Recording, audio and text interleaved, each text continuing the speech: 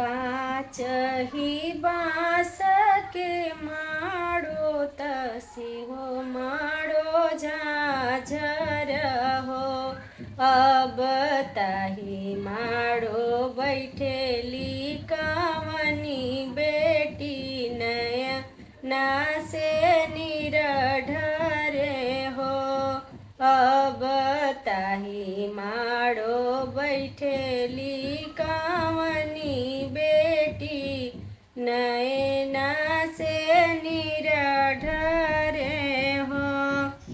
दुआरा से आवेले बाबा त बेटी से अरज करे हो।